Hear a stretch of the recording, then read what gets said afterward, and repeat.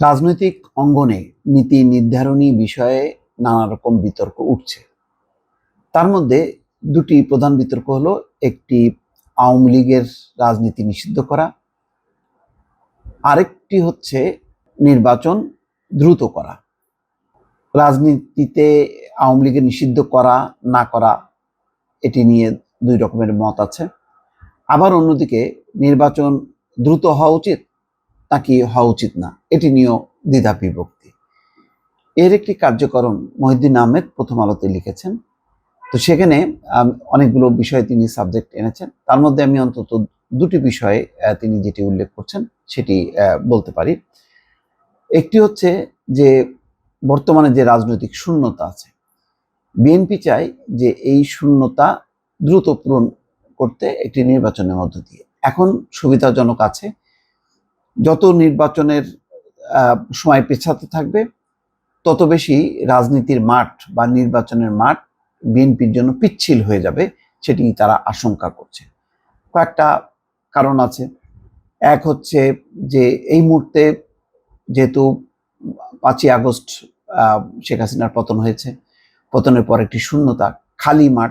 এই খালি মাঠে 15 বছর যেহেতু অত্যাচার হয়েছে, নির্যাতন হয়েছে বিএনপির উপর, ফলে মানুষের একটা সহানুভূতি আছে বিএনপির উপর, যে তাদের বহু নেতা কর্মী আহত নিহত হয়েছে, মামলা হয়েছে, এবং কর্মীরাও এখন বেশ উজ্জীবিত যে তারা ক্ষমতায় আসছে, এইটাকে ধারণ করতে চায়। কিন্তু যদি দেরি হয় তাহলে যেই সমস্যাগুলো পড়বে, যে আস্তে আস্তে জনপ্রিয়তাটা কমতে থাকবে। কমার মূল কারণটা হচ্ছে যে বিগত 15 বছরে আওয়ামী লীগ নানা সেক্টরে চাঁদাবাজি, ধান্দাবাজি, টেন্ডার, মাস্তানি, জুলুম, রাহাজানির নানা রকম বিষয় তারা সামনে দাঁড় করিয়েছে। একটা কালচার হিসেবে এটা দাঁড়িয়ে গেছে। এখানে চাঁদাবাজি একটা অন্যতম, ঘুষ দুর্নীতি অন্যতম। এখন এই জায়গা তো খালি, এখন আওয়ামী লীগ চলে গেছে, কিন্তু এই জায়গা কি পূরণ হবে না? এই জায়গা পূরণ হবে। পুরনো যারা আছে তারা নেপথ্য থেকে তারা ইন্ধন দেবে, বিএনপির অনেককে যুক্ত করবে, এবং ইতিমধ্যেই কিন্তু অনেকে যুক্ত হয়েছে। ইতিমধ্যে একটা বড় ঘটনা ঘটেছে, বিএনপির কেন্দ্রীয় কমিটির একজন নেতা খুনের মামলায় পর্যন্ত জড়িয়ে গেছে। তাকে বিএনপি পানিশমেন্ট দিলেও বলা হচ্ছে যে বহু নেতা কর্মী কেন্দ্র থেকে শুরু করে রাজধানী ঢাকা থেকে শুরু করে আশেপাশে এবং তৃণমূল পর্যায়ে যেই জায়গাগুলোতে আওয়ামী লীগের অপকর্মের জন্য গত 15 বছর সমালোচিত ছিল, সেই জায়গাগুলোতে আস্তে আস্তে বিএনপি দখল করেছে। তার মানে হচ্ছে যে এটা যখন কি প্রমাণিত হবে, এবং এটি মোটামুটি এখন সবাই বলছে যে আওয়ামী লীগের জায়গায় বিএনপি সেই জায়গাগুলো দখল করেছে, তার মানে হচ্ছে বদনামের পাল্লা ভারী হচ্ছে। বদনামের পাল্লা ভারী হলে তখন জামাত সহ অন্যরা এই সুবিধা নেবে এবং তাদেরকে দেখানোর চেষ্টা করবে যে এই তো ক্ষমতায় আসার আগেই বিএনপির এই চেহারা, ক্ষমতায় আসলে তো এই চাঁদাবাজি, এই রাহাজানি, জুলুম, নির্যাতন আরো বাড়বে। তো ফলে দিন যত যেতে থাকবে তখন তত নির্বাচনের মাঠ পিচ্ছিল হতে থাকবে, এবং নির্বাচনটা পরে অনেক, এখন যত সহজে দ্রুত নির্বাচন দিলে যত সহজে বিএনপির জন্য মাঠ দখল করা সহজ হতো, তখন কিন্তু নানা শক্তি তাকে মোকাবেলা করতে হবে।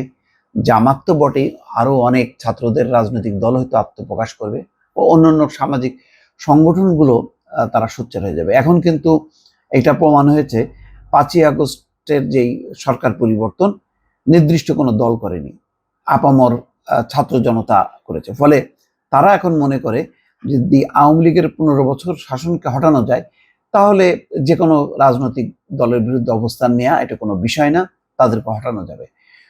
এই চিন্তা চেতনাটা তখনই ডেভেলপ করবে যখন দেখবে যে সমাজে অনাচার, অত্যাচার, পাপাচারের মধ্যে বিএনপি জড়িয়ে গেছে, বিএনপি নেতাকর্মীরা। এর দায় বিএনপি নিক বা না নিক, বিএনপির গায়ের উপর আসতে থাকবে। তখন কিন্তু কোণঠাসা হতে থাকবে, এবং নির্বাচন যত দেরি হবে ততই আধিপত্যকে কেন্দ্র করে, ক্ষমতাকে কেন্দ্র করে বিএনপির মধ্যে অন্তদলীয় সংঘাত কিন্তু বাড়বে। এবং এর লক্ষণ কিন্তু দেখা গেছে, ইতিমধ্যে কিন্তু চট্টগ্রামের রাউজানে কয়েকজন হত্যার শিকার হয়েছে এই কামড়াকামড়িতে। আরো বহু জায়গায় কিন্তু চলছে, ব্রাহ্মণবাড়িয়া সহ নানা জায়গায় কিন্তু অশান্তি শুরু হয়ে গেছে বিএনপি নিজেদের মধ্যে। তার মানে যত দিন পিছাচ্ছে তাহলে একটা আভ্যন্তরীণ কোন্দল, অন্যদিকে হচ্ছে ভাবমূর্তির সংকটের মধ্যে পড়ে বিএনপির জন্য কঠিন হয়ে যাবে। সেই কারণে বিএনপি দ্রুত নির্বাচন চায়। আরেকটি বিষয় হচ্ছে আওয়ামী লীগের রাজনীতি নিষিদ্ধ অথবা আওয়ামী লীগকে নির্বাচন আসতে না দেয়া। এর কারণ কি? এর মূল কারণ হিসেবে মহিউদ্দিন আহমেদ বলছেন যে আওয়ামী লীগ যদি নির্বাচনে না আসে তাহলে একটি বিপদে পড়বে, সবচেয়ে বড় বিপদে পড়বে বিএনপি। এই কারণে পড়বে যে আওয়ামী লীগ সমর্থিত ভোটাররা তো থেকে যাবে, তাদের তো একটা 5 ভাগ, 10 ভাগ, 15 ভাগ, 20 ভাগ একটা পার্সেন্টেজ আছে। যদি অবাধ নিরপেক্ষ নির্বাচন হয় তখন তারা দলে দলে এসে বিএনপিকে হারানোর জন্য চেষ্টা করবে, যাতে বিএনপি ক্ষমতায় আসতে না পারে। তাহলে আওয়ামী লীগের যদি নিজের প্রার্থী থাকে যে কোনো ফরম্যাটে, সেটা শেখ হাসিনার আওয়ামী লীগ হোক অথবা শেখ হাসিনা বিরোধী একটি আওয়ামী লীগ তারা দাঁড় করাতে চায়, বিএনপির কৌশল হচ্ছে আওয়ামী লীগের ভোট যেন আওয়ামী লীগের মধ্যেই থাকে। আওয়ামী লীগের এখন যে অবস্থা তাতে সেই ভোট পেয়ে তারা জিতবে না, কিন্তু একটা মানে সংখ্যা তারা তাদের মধ্যেই থাকবে। আওয়ামী লীগের একটা কলা গাছ যদি দাঁড় করায় আওয়ামী লীগ প্রার্থী দেয়, তাহলে সেই কলা গাছকে আওয়ামী লীগের যে কোনো সমর্থকরা তাকেই দেবে। সে জিতুক বা হারুক সেটা দেখবে না, তারা তাকেই কিন্তু ভোট দেবে। তাহলে আওয়ামী লীগের ভোট অন্য কোনো দলের দিকে যাবে না। কিন্তু আওয়ামী লীগ যদি না যায় তাহলে আওয়ামী লীগের ভোটাররা বিএনপিকে যেহেতু প্রধান প্রতিদ্বন্দ্বী মনে করা হয় বা শত্রু মনে করা হয় রাজনৈতিক শত্রু হিসাবে, সুতরাং আওয়ামী লীগের সমর্থকরা কিন্তু তাদের এই ভোটটা তারা পারলে জামাতকে দেবে বা অন্য কোনো শক্তিকে দেখবে। যখনই দেখবে যে বিএনপির বিরুদ্ধে বেশ প্রতিদ্বন্দ্বিতা হচ্ছে কোনো এক প্রার্থী এবং তার মোটামুটি জয়ের সম্ভাবনা আছে, তাহলে কিন্তু সব দলে দলে তারা সেখানে ভোট দিতে থাকবে। ফলে নির্বাচনের মাঠে আওয়ামী লীগ না থাকলে বিএনপি বিপদে পড়বে। এই বিষয়টাই মহিউদ্দিন আহমেদ বলার চেষ্টা করছেন। এর মধ্যে হ্যাঁ নিশ্চয়ই সত্যতা আছে যে বিএনপির ভোট তো কখনো আওয়ামী লীগে যাবে না, আওয়ামী লীগের ভোট কখনো বিএনপি যাবে না। তো নির্বাচনের মাঠে যদি আওয়ামী লীগ না থাকে তাহলে আওয়ামী লীগের ভোট কোথায় যাবে? অন্য কোনো বাক্সে যাবে, সেটা তো আর বিএনপির বাক্সে যাবে না। তাহলে বিএনপি এই ক্ষেত্রেও লুজার হবে। তো মানে মূলত এই প্রধান দুটি কারণে, একটা হলো নির্বাচন যত দেরি হবে তত বেশি নির্বাচনের মাঠ তাদের জন্য পিচ্ছিল হয়ে যাবে। আরেকটি হচ্ছে যে আওয়ামী লীগ যদি নির্বাচনে না আসে তাহলে আওয়ামী লীগের যে ভোট ব্যাংক, সেই ভোট ব্যাংক চলে যাবে বিএনপির বিপক্ষে, যেটা বিএনপির জন্য লড়াই করাটা আরো কঠিন হয়ে যাবে। দর্শক, এই হচ্ছে মহিউদ্দিন আহমেদের দৃষ্টিভঙ্গি।